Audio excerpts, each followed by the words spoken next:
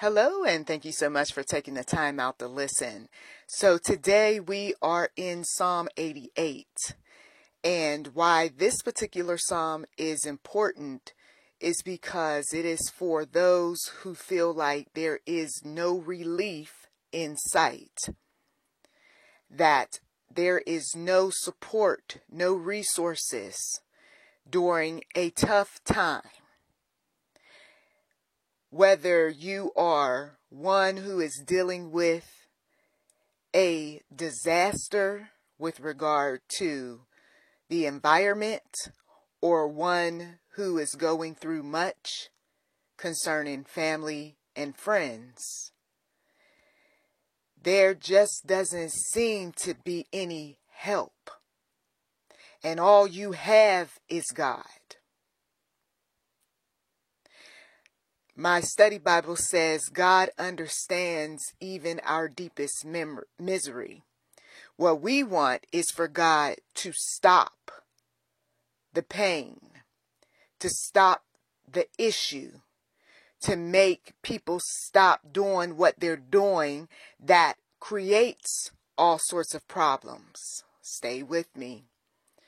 We've got individuals who, for instance, disrupt the environment because they want to stay number one in terms of production when it comes to oil.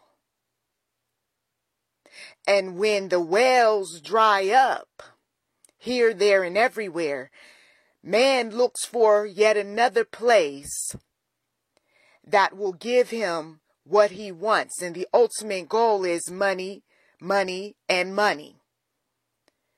And whatever the side effects are in terms of digging, fracking, onshore, offshore, he's not the least bit concerned about it like he presents himself to be. When man is doing something that causes any type of harm, he will create distractions. He will suffocate those who know better. He will create division between the masses. Pick a side, good, evil, right, wrong. When you got the majority of individuals saying, stop, don't do this, don't you see what it is causing? They're not in support of it. Man will have you looking everywhere but on the topic at hand. Man will use anyone and anything to create a smokescreen. Man doesn't care.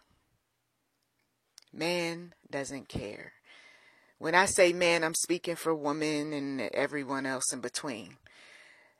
You have experienced what his lack of care feels like, looks like.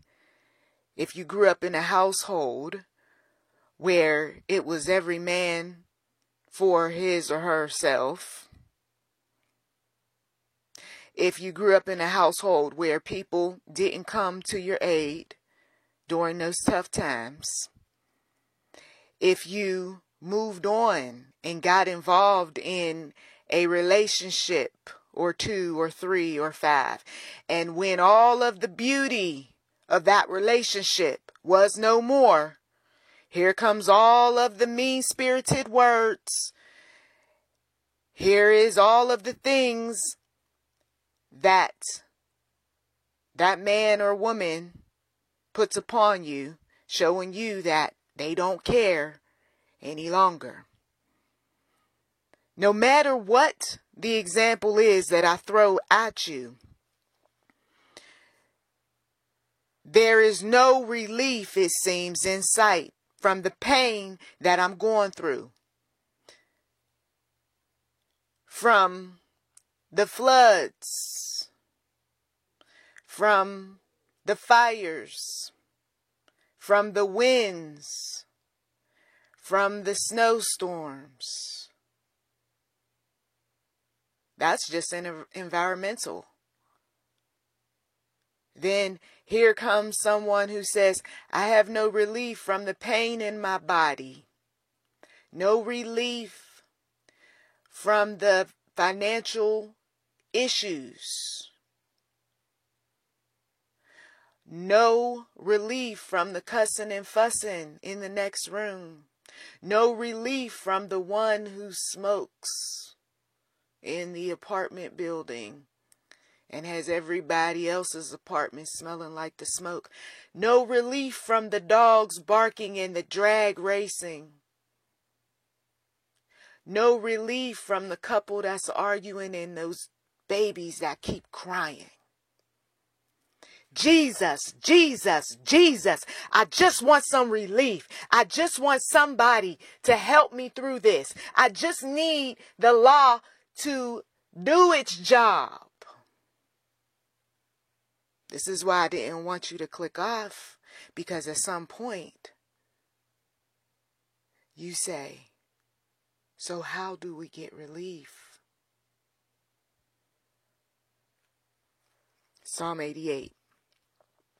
O Lord, the God who saves me. I'm reading out of the Life Application Bible by Tyndale.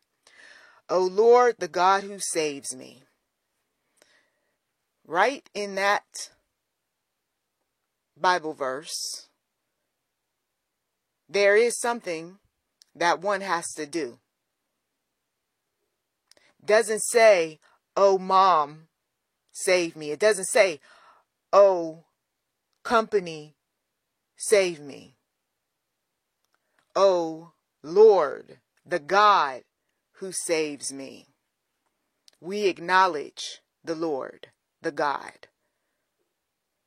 We don't disappear like Adam and Eve did in the garden and act like he don't see and he don't care. Well, if he cared, I would have never gone through this. If he cared, he would have stopped those people from doing the offshore fracking and the onshore fracking. If he cared, he would have just went on and caused those people to move, since there's such a problem in the neighborhood. But no matter what I say, it just doesn't seem like God cares. Our first mistake is we're all about self. We're all about self, and we never bother to see the bigger picture when we're going through the storms.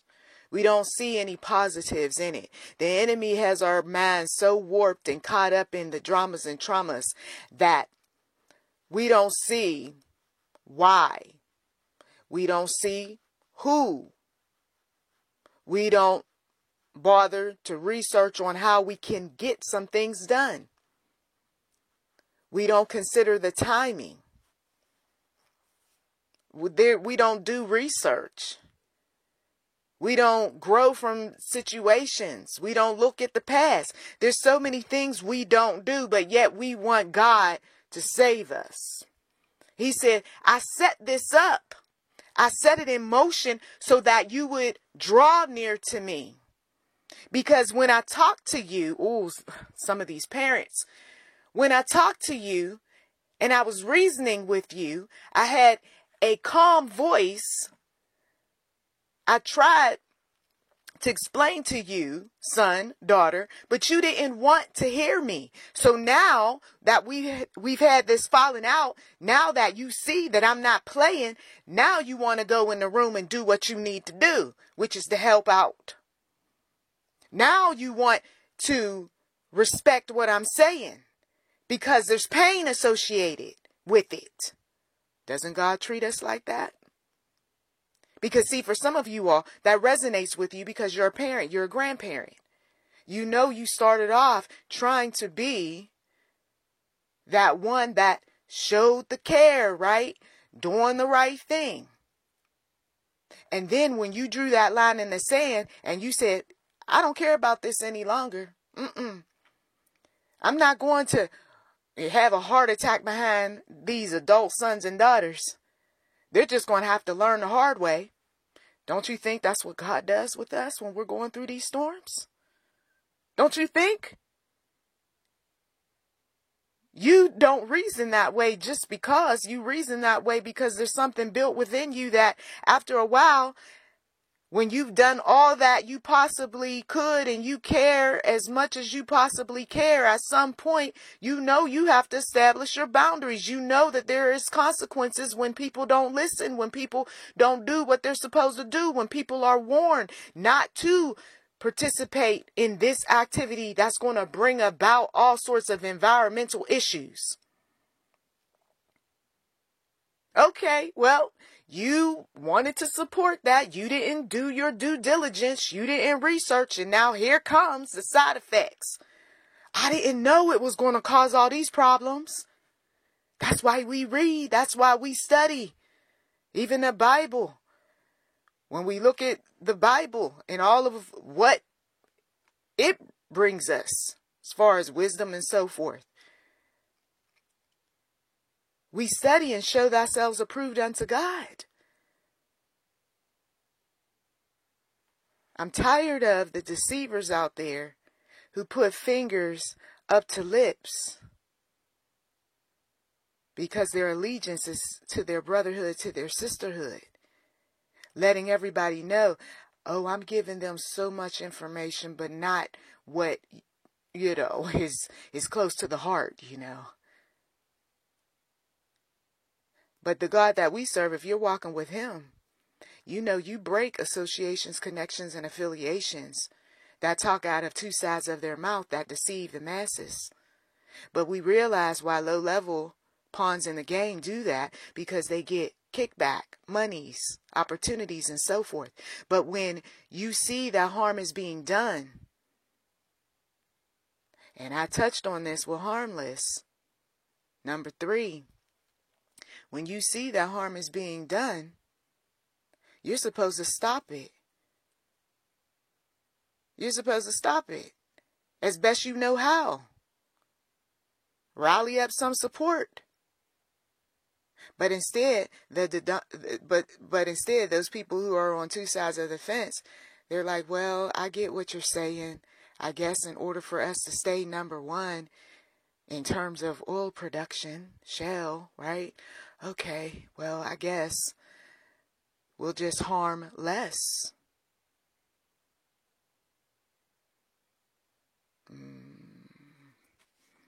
Oh, this is all across the board, and some people thought it was just a little short film that I had, not the best quality, right? But God, he has a way of using you to show you that you need to prepare. You need to prepare. You need to prepare for the storms of life in general. Not just for this storm right now, because then right around the corner is another storm that deals with the family member in the next room. And what are we doing? We're asking the Lord to save us, because you don't have control over many situations and many people in this lifetime. But God knows. Oh Lord, the God who saves me, continuing to read day and night. Oh, this means a lot to some individuals. Day and night, from the East Coast to the West Coast, from the North to the South, day and night, I cry out before you. This is someone's truth. While the storm didn't touch you over here, but touch someone else, you might not be crying right now, but your cousin that lives in that area is.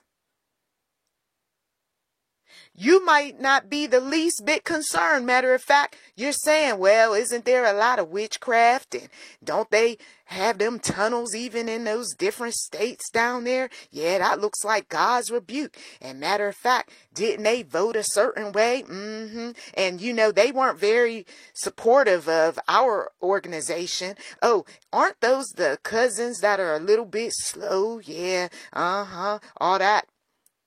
You see what I'm saying? So some of these believers, they're on their high horse right now, thinking that because the storm hasn't touched them yet, because the storm hasn't touched them yet, that they're somehow special. Didn't I tell you in some past audio, if some of you all have been listening for a while, that many a believer would be suffering the consequences, that they would be knocked off their totem pole, all that cocky behavior, prideful behavior, skipping around in church for years, talking about, I'm highly favored of the Lord. Look at her. She done lost this. She done lost that. She going through it. Trying to take some type of responsibility for predicting negativity, watching somebody suffer because of whatever the insult was. But I told you that things were going to turn around in such a way where many a believer was going to experience their share of difficulty because of all their pride and conceit. And so the one who's sitting up there talking about those folks over there in the South, then lo and behold, if a loved one doesn't pass away, or they end up losing everything, or they end up experiencing a significant decline in their finances, no one is safe from God's wrath. I've got to tell some people, no one is safe from God's wrath. And when you got crazy making people that don't care for you, don't like you, you're not their kind, you don't make the kind of money, you're not as smart, what makes you think that suddenly they're going to care about you? You see? David wanted someone to care about him, and that someone was God. Your spiritual teacher, your faith-based teacher, is looking outside of oneself for strength during these times where there is nothing that man can do for you. Didn't we warn some people about idol worship?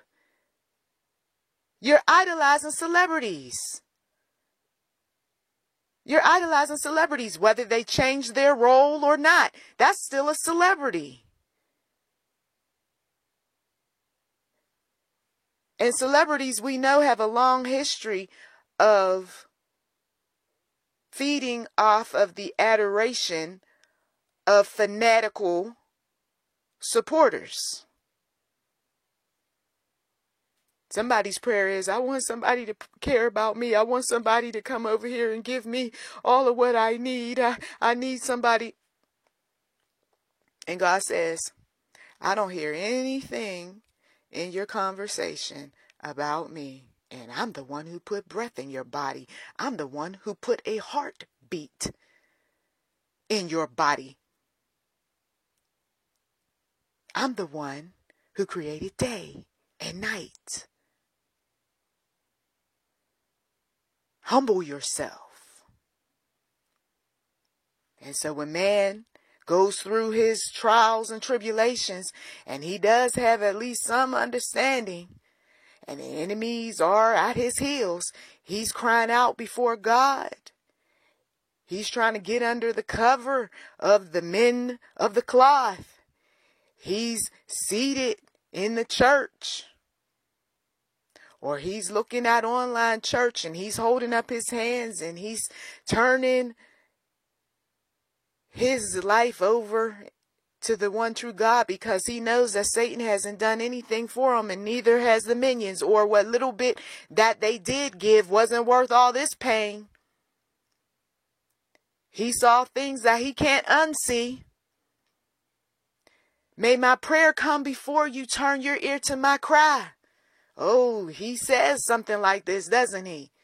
Your husband in the next room, your uncle, your grandfather, and some don't do any of it.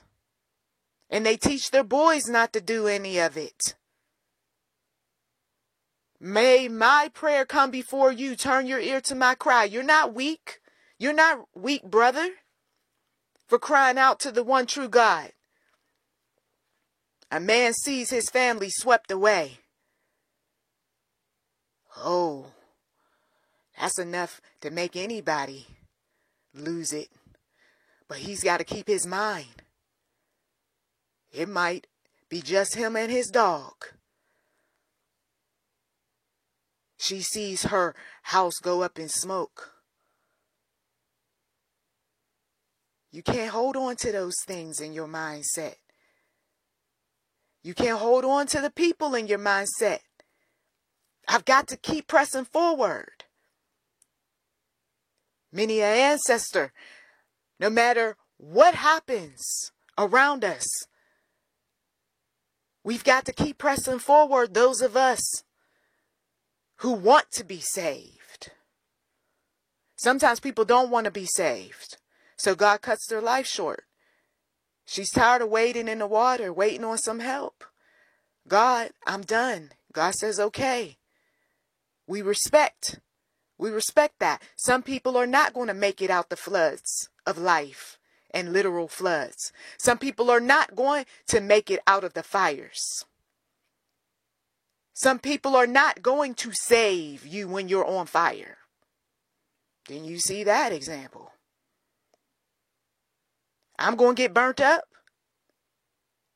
because this one is on fire.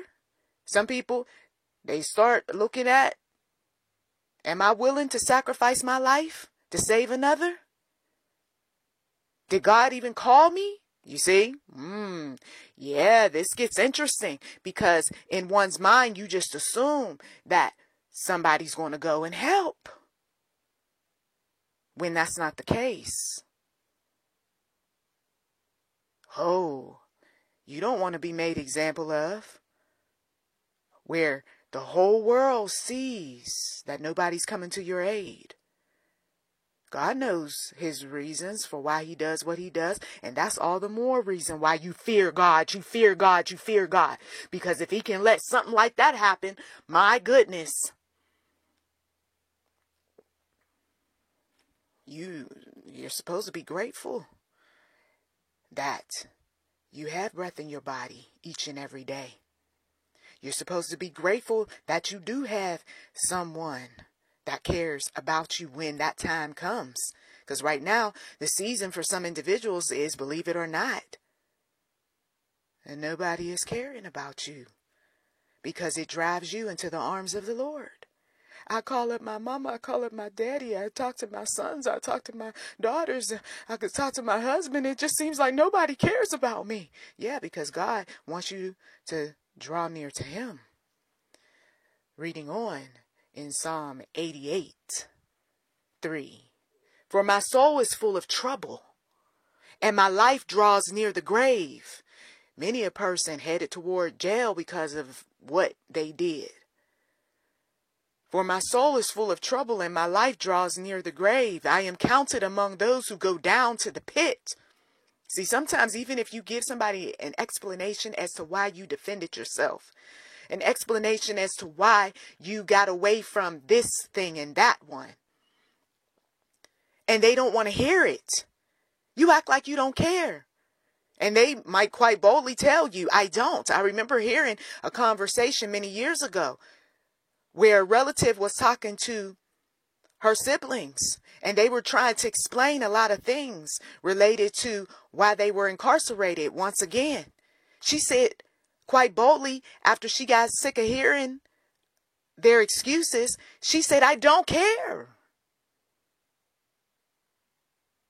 I know that hurt them. You don't care when somebody keeps telling lies, and you know they're telling lies. God himself is telling you that they're telling lies. So for the person who, I feel so alone and I don't understand, what lies have you told? Who do you support? Why do you support? Why do you even tell people all of that when you know how they're going to act? For my soul is full of trouble, and my life draws near the grave. I am counted among those who go down to the pit. Floods, fires, winds. I'm counted among those who go down to the pit. I'm trying to tell some people what it looks like for some people who they are close to their graves. I am like a man without strength. I am set apart with the dead. They see the dead all around them. We're speaking the future for many individuals who it's not going to be the floods. It's going to be those fires. It's going to be those winds. The strange things that appear in the skies. Some of you all, you saw that community poll. In the spiritual realm, it's the strange clouds in the skies with strange substances within those clouds. Man keeps testing things. To do what? To ultimately destroy those that he does not like. And he pays top dollar and has various systems and processes in place. And there are those who are in the know who know this. Weather warfare has been happening. I am like a man without strength. I'm set apart with the dead, like the slain who lie in the grave, whom you remember no more, who are cut off from your care. There it is, right there. They're not remembered, and they're cut off from God's care. It's getting darker, isn't it? But they throw all of this distraction out there. As long as the people are happy, they won't freak out. As long as the people have their food, their drink, and they're merry, no worries. But then at some point, in some towns, cities, boroughs, states, countries, all of the pleasantries are cut off. The internet cut off. Environmental issues impact. Cellular phone service cut off. All of these strange things that happen. And some individuals, well, it wasn't a storm. I just don't understand why we don't have the connection. Because when people rise up, and they're seeing this more and more, when people rise up across the internet, your protest impacts monies. Sponsors will start to drop off from some of these YouTubers and others when you start speaking the kind of truth that God moves on your spirit to speak. Especially the type of truth that exposes their company where they didn't come to no one's aid. It was always about money, money, money, even down to crisis. And you want to continue to go into their stores? You need to start doing your research on that. Those local businesses that before the storm showed up, they knew the storm showed up. How come you didn't allow people to get some things for free? You know you can write that off, right? We know these companies can write these things off on their taxes. Always about, you have to pay for that. You have to pay for that. There's a storm coming. There's a crisis. We don't have money in this community. Well, I don't know what to tell you. So the baby goes without milk, diapers, and whatever else. Then somebody wants to enforce the law in a town where it looks like there is no law. People are running wild. They're desperate. There's been many fallouts in different towns, cities, boroughs, depending on what the situation has been. And some people still can't get their checks, and they still can't build, and they still can't do too much of anything from the last storms. You have put me in the lowest pit, in the darkest depths. Your wrath lies heavily upon me. You have overwhelmed me with all your waves. You have taken from me my closest friends and have made me repulsive to them. I am confined and cannot escape. My eyes are dim with grief. I call to you, O Lord, every day. I spread out my hands to you. Do you show your wonders to the dead? Do those who are dead rise up and praise you? Is your love declared in the grave, your faithfulness in destruction?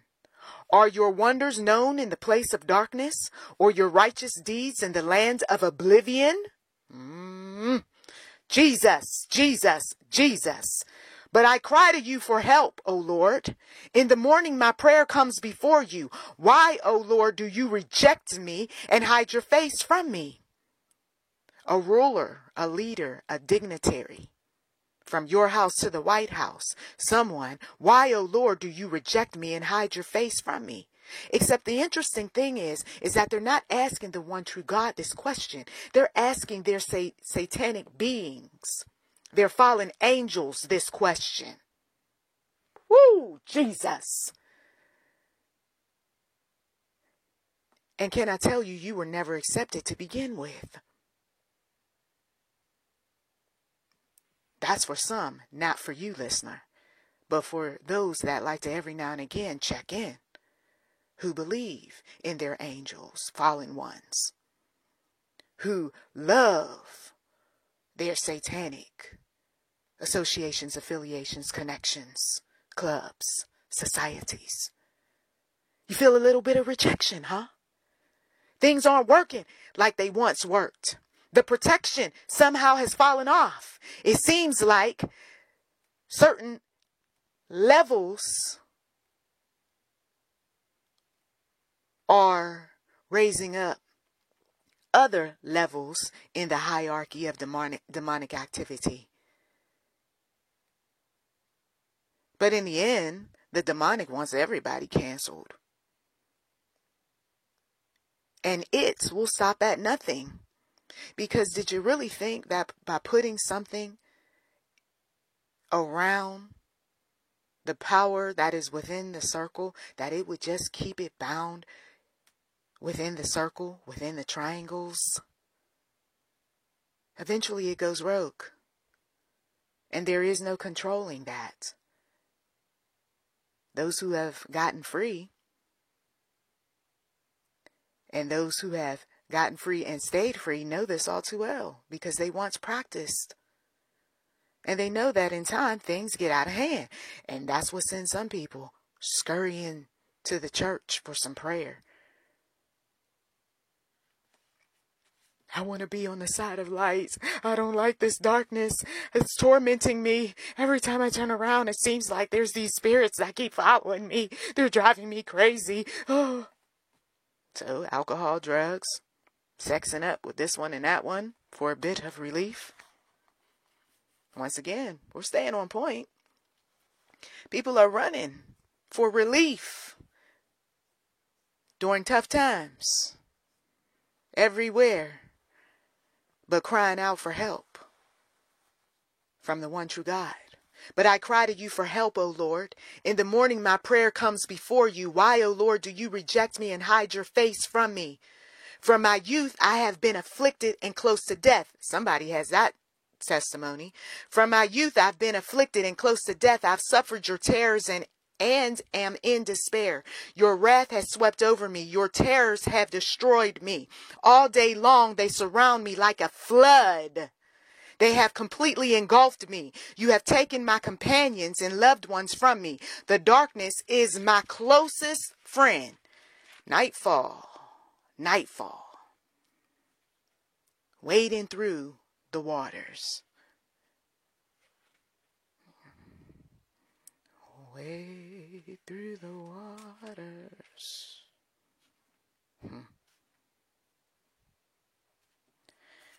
God's gonna trouble the waters.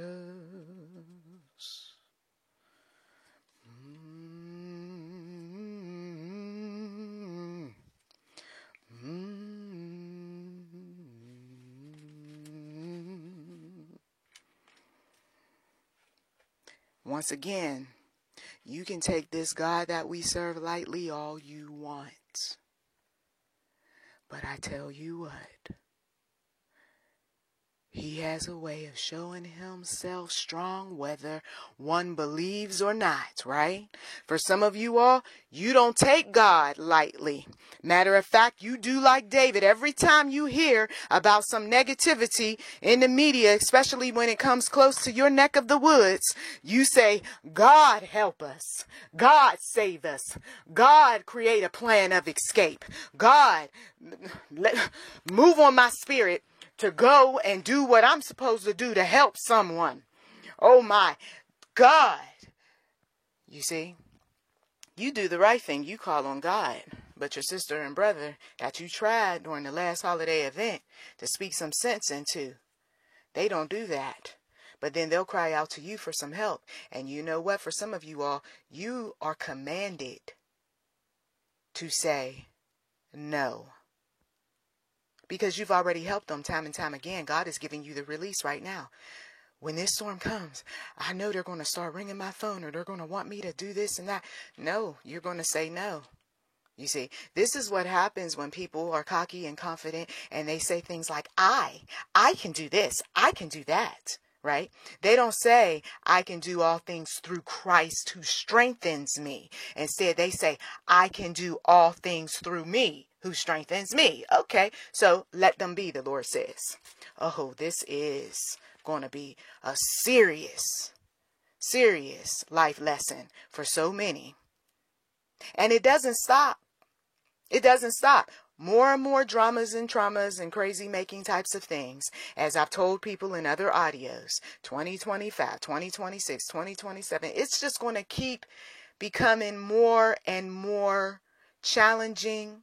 There's going to be more and more things that you see, and it's going to be a challenge to unsee them.